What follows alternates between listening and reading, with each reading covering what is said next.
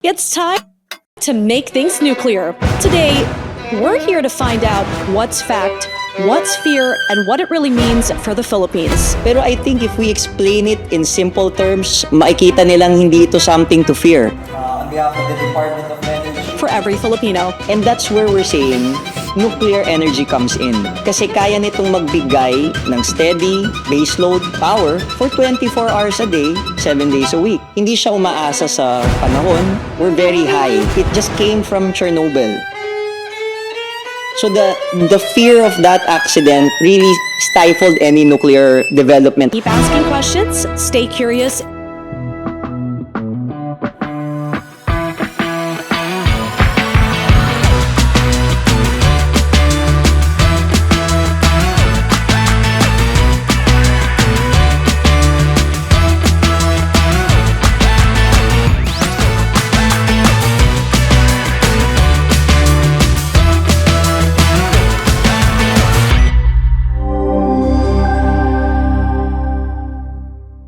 It's time to make things nuclear.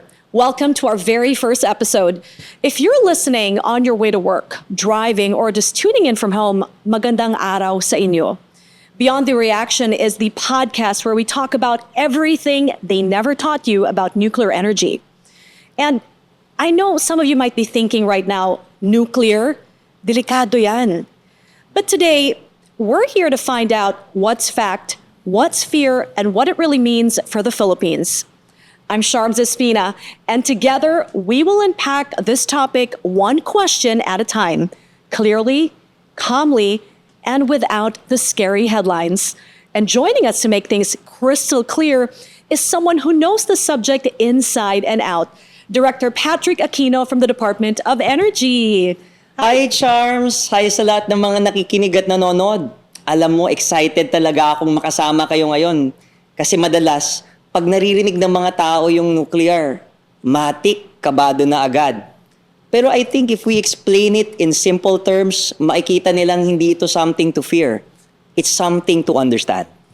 Exactly. And I think that is the most important reason why the show exists, to make things clear, not complicated. We'll be talking about the safety, the science, and most importantly, how this affects every Filipino household. Tama. Kasi sa dulo, gusto lang naman nating lahat ng maaasahan, malinis, at abot kayang kuryente, di ba? Exactly, Director Patrick. So I think it's really important that we will dive in right now and talk about what really happens before and beyond the reaction. Director Patrick, let's start with the biggest question. When people hear nuclear energy, I would think bombs, explosions, radiation, and danger. So let's get this straight. Can a nuclear power plant really explode like an atomic bomb? Hindi po talaga, Miss Charms. Magkaibang-magkaiba yung nuclear bomb sa nuclear power plant. Ang bomba ginawa yan para sumabog, while ang nuclear power plant ginawa para gumawa ng kuryente in a controlled, slow, and safe manner. So it's not one wrong button away from a massive explosion, from going boom. Hindi talaga, ma'am. Kung iisipin mo, para ka lang nagluluto. Yung bomba, biglang apoy, sabog, boom. Pero yung nuclear energy, think about it as slow cooking.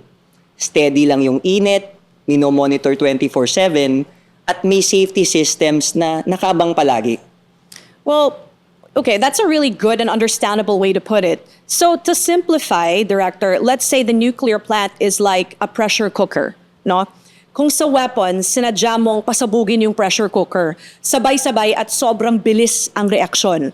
Pero sa nuclear energy, parang dahan-dahang pagluluto, right? Kontrolado, tuloy-tuloy, at you just said ligtas, so it's safe. Yeah, exactly. Sa weapons, mabilis at sabay-sabay yung chain reaction eh. Para mong biglang tinodo yung apoy if you're cooking. Kaya sasabog ang niluto mo. Pero sa nuclear energy, dahan-dahan lang.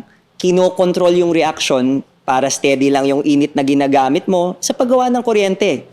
And to be clear, kung magkaaberya, may mga safety systems na automatic na hihinto agad para hindi na lumala. Okay, that makes sense. But, Director, for people who remember Chernobyl or Fukushima, okay? Those were not weapons. Correct. Pero malalaki pa rin yung naging epekto. How can we be sure that that will not happen again? That's a very, very, very, very, very good question and a very, very, very valid concern. Totoo naman yan eh. Things are different now. Different ang technology. Let's go back to Chernobyl. That was in 1986, if you recall. Kulang yun sa safety design and more importantly sa transparency. When you zoom into 2011 in Fukushima, that was a natural disaster. There was a earthquake and then a tsunami followed. Just to be clear, the plant didn't explode per se. The reason for the plant explosion in Fukushima, just to be clear, was that the backup systems were overwhelmed by the tsunami because the design at that time did not meet that requirement, which is now it's a requirement. So those two instances are a big lessons for us. It's a lesson for all of us in the world from that point on. Now, our modern nuclear power plants, they have automatic shutdown systems. They have multiple layers of protection. And more importantly, that international oversight. Hindi na siya pwedeng basta nilang sumabog kagaya ng bomba. So you're saying that there are a lot of safety mechanisms built into the system itself? Yes, and exactly, we're learning every time there's an incident, which happens few and far between. And that's not all. There are now independent, and it has been an independent regulator ever since, the International Atomic Energy Agency or IAEA, who regularly audits nuclear facilities. And now with AI, there's also AI monitoring. So to be clear, kung pumalya man sa isang safety system, there is a third, there is a fourth, and so on and so forth that will come in. All of these are designed so that even if there's human error, that power plant can still automatically shut down safely. So you're saying, Director, that the science evolved, obviously, from Chernobyl. That was a long time ago. The systems evolved and more safeguards evolved as well. Tama. Ang nuclear technology ngayon, it's not like those from the 80s. It's safer, it's smarter, and it's designed to protect both people and the planet. We all know the Philippines is on the Pacific Ring of Fire. We're talking massive earthquakes, destructive typhoons, and crazy volcanoes. Now, the big question is, can we really build nuclear power plants safely in this country? Director. Yes, Charms. Basta tamang lugar, tamang disenyo. Hindi pwedeng basta tayo magtayo kung saan lang natin gusto. May higit pang site selection process. Tinitignan natin fault lines, soil stability, proximity sa water for cooling, pati emergency routes. So before the construction even begins, everything has been studied very tediously and scientifically. Exactly. And even modern power plants, nuclear power plants at that matter, kaya nilang tiisin even the strongest earthquakes. For example, in Japan, there have been a couple of strong earthquakes, but there was no broken reactor because safety was the primary consideration. If there's ever an abnormal movement of the land, the plants do an automatic shutdown. So we are preparing these plants to withstand the unpredictability of nature, not to gamble with it. Yes, that's why we have the international requirements, as I mentioned to you. IAEI, in fact, has that safety seismic standard na even before you start construction, you have to observe it. The most expensive plants right now that are being built, the one in the United Kingdom, the reason why it's so expensive is that they didn't talk to the communities. They didn't talk to the environmental regulators. So the ending was, they had to do adjustments. And every time you delay, as with any project, kung nagpagawa kayo ng bahay, for example, if you do variations, costs go up. So that's why when we do it correctly. So can we build a power plant on schedule, on budget? I can tell you yes. Because that's what exactly UAE did. They started 10 years. It took them 7 years to build the first unit. Second unit, 4. Third unit, 3. Now, 2 na lang. So all 4 units of UAE was built in that time span. Again, 80 to 90% Filipino engineers and technical experts. So, kaya ng Pilipino. The point is, there are other considerations at play here. Okay. And if the Filipino engineers and technical experts are in charge, I am 100% sure they also don't want their families to be exposed in any hazards. So that for me is the guarantee that they will do everything and anything in their power to make sure every bolt, every cement, every item in that plant is up to specs or exceeds specifications because we only have one country. Director Patrick, people often imagine toxic, glowing green waste barrels when we talk about nuclear power plants and nuclear energy. But can you tell us what exactly this nuclear waste really look like? You know, there's no glowing slime, just to be very clear. If you go to a real nuclear power plant, you will not find one. In real life, what you're going to see as nuclear waste is solid. These are fuel rods that are in sealed cement, steel concrete containers. And it's being monitored 24/7 and ready for storage for decades at a time, again, in controlled facilities. So it's not going to be floating around somewhere, locked up, contained. It's also monitored very well. Correct. Kasi nga, it's exactly that, you know, our predisposition because we've seen it in movies and in cartoons. And if you even compare it, let's say, for coal and other technologies, specifically coal, nuclear is even cleaner. Kasi sa coal, araw-araw na naglalabas yan ng carbon in our air. Pagdating sa nuclear waste, it's in one place. So it's better managed. That's interesting. I never thought about it that way. You mean to say mas tahimik siya at mas disiplinado? Tama. Nuclear is one of the most heavily regulated and disciplined forms of energy in the world. Director Patrick, pag-usapan naman natin yung energy mix ng Pilipinas. Ang dami nating renewables ngayon sa bansa. We have solar, we have wind energy, may hydro rin. Pero bakit ba natin kailangan yung nuclear? Isn't that enough already? That's a very good question and we're asked a lot all the time about it. Ang renewables, maganda naman talaga yan eh. Malinis siya, sustainable, and it's locally available. Pero think about this. It does have limitations, di ba? Pag walang araw, walang hangin, walang supply. So we need something that's consistent. And that's where we're saying nuclear energy comes in. Kasi kaya nitong magbigay ng steady, baseload power for 24 hours a day, 7 days a week. Hindi siya umaasa sa panahon, kaya perfect partner siya to renewables. So hindi pala sila magkakompetensya, para silang teammates. Exactly. Think about it as a basketball team. Solar, wind, your renewables, those are your fast players. Pero kailangan mo rin ng sentro, di ba? Laging nandyan sa court, steady at dependable, and that's nuclear. Nice analogy, Director. Pero right now, majority ng energy natin imported pa rin, di ba? Tama. Halos lahat petroleum ang requirements ng Pilipinas, imported yan eh. Kaya nga pag may gulo, taas presyo sa ibang bansa, ramdam ng bawat Pilipino yan agad. So, ngayon, ano ang ginagawa ng Department of Energy para mabawasan yung dependence na yon? Just recently, the DOE through the President awarded 8 new petroleum service contracts. Total investments of around $207 million. These are for exploration for local gas, local oil, and hydrogen sources in the Sulusi, Palawan, Cagayan, and even in Cebu. Layunin nitong palakasin yung local energy exploration at unti-unting bawasan yung dependence natin for imported fuel. So habang tuloy-tuloy ang exploration for other sources, nuclear energy, in other words, can help fill the gaps in the energy supply, in the energy mix. Exactly. Ang goal naman natin really is to diversify and have a stable energy mix. Renewable for clean power, petroleum for flexibility, and nuclear for a steady and long-term supply.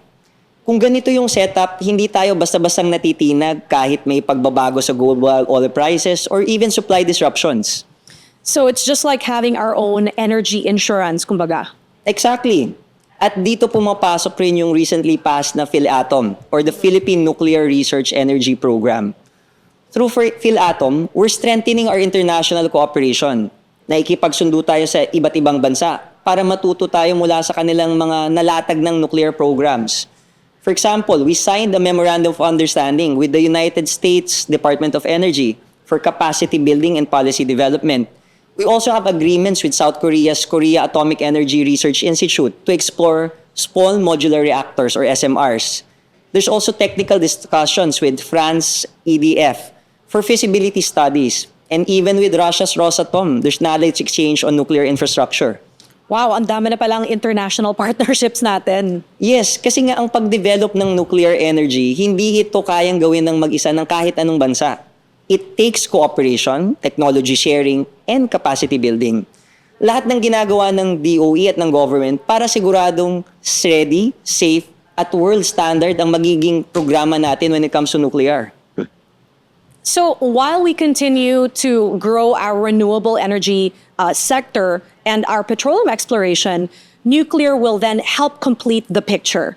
And you're mentioning that nuclear is steady, safe, and reliable energy for everybody. Tama. At the end of it, yun naman ang goal natin, di ba? Energy that's secure, that's affordable, and sustainable for every Filipino. You mentioned earlier, Director Patrick, that nuclear technology today is much safer. But we'd like you to walk us through it. How exactly has it evolved through the years? First and foremost, it's really a lot has changed. Talagang malaki yung pinagbago. Before, reactors needed constant manual monitoring. So there has to be 24/7, there's a person there. Ngayon, with the advent of digital control systems, your sensors, AI-assisted detection, and automatic safety triggers, like yung Gen 4 reactors right now, they're designed with that walk-away safe. Meaning, kahit iwan mo yan, safe pa rin yan.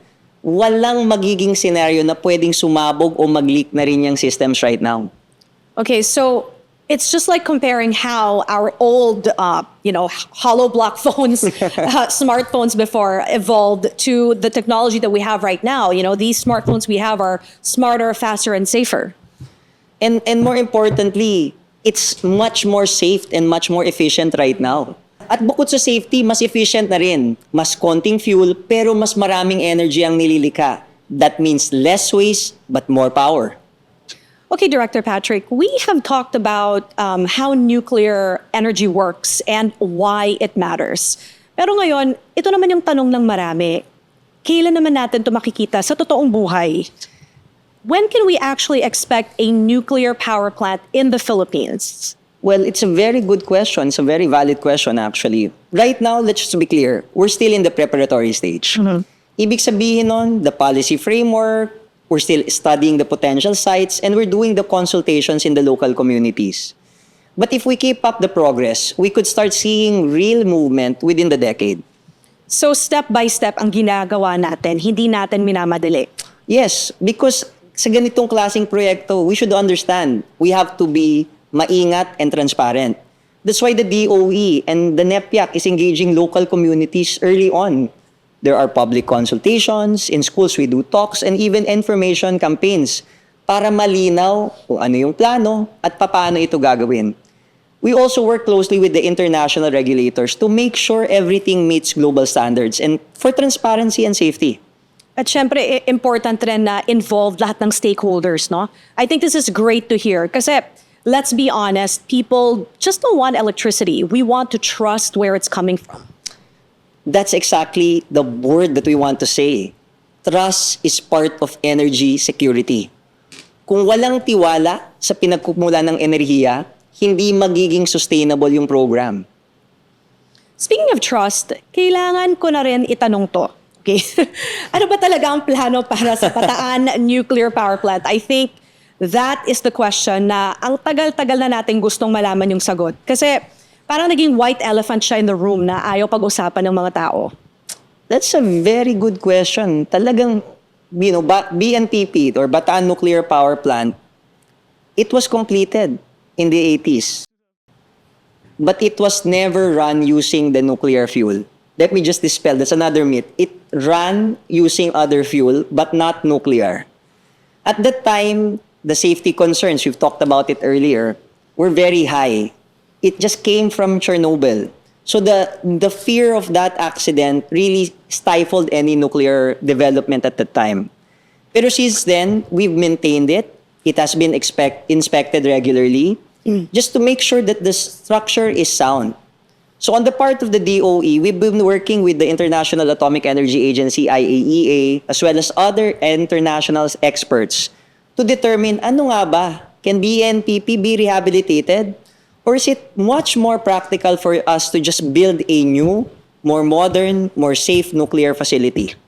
So parang may dalawang options, Director, no? Either i-repurpose natin yung Bataan Nuclear Power Plant or magtayo ng panibagong plant using newer techs. That's correct. You know, kasama naman yan sa National Nuclear Energy Roadmap natin eh. Pinag-aaralan natin yan pareho, both to rehab BNPP as a reference, and at the same time, we're exploring about small modular reactors or SMRs. These are more compact, more efficient, and have passive safety features that can automatically shut down if may aberya. So hindi pa totally sarado yung usapan. So this time, we are prioritizing safety and the science of it. That comes first. Ever since, just to be very clear, science and safety has been the primary consideration. BNPP actually serves, two things. It serves as a lesson and a legacy for us. Lesson, kasi it shows us the importance of being ready and transparency. Legacy, kasi it reminds us how much potential we already have here. Ang mahalaga ngayon, bawat hakbang ay base sa siyensya, tamang proseso, malinaw ang komunikasyon sa publiko. Well, that's reassuring for everyone. So it's not about just rushing to say, we have a nuclear power plant, let's open it. It's about doing it right. It's doing it safely and openly, being transparent with everybody, all the stakeholders on board. Exactly. Nuclear energy is a long-term investment. Hindi lang yan any ordinary infrastructure. Kung walang tiwala yung tao, it's not gonna fly. At yan ang tunay na pundasyon ng any nuclear energy program at energy future ng Pilipinas. Okay, before we wrap up, let's talk about something you mentioned earlier, Director. Small modular reactors or SMRs.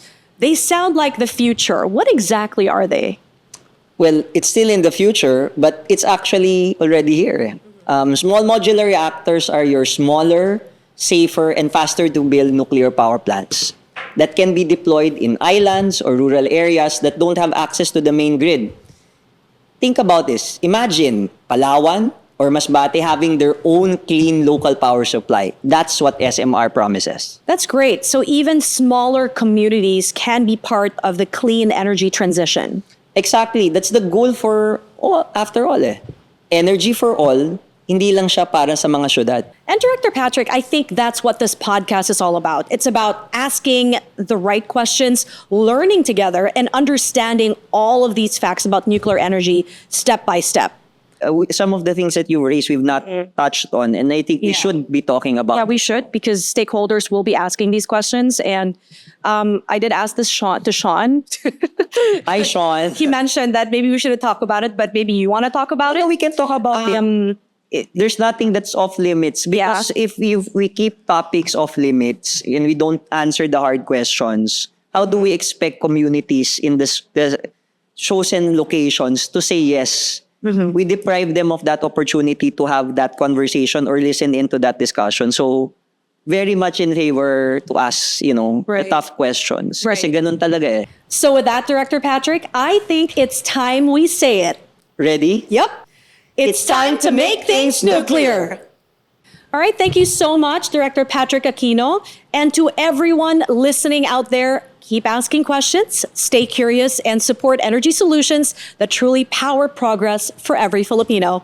This has been Beyond the Reaction. I'm Sharms Espina. See you in the next episode.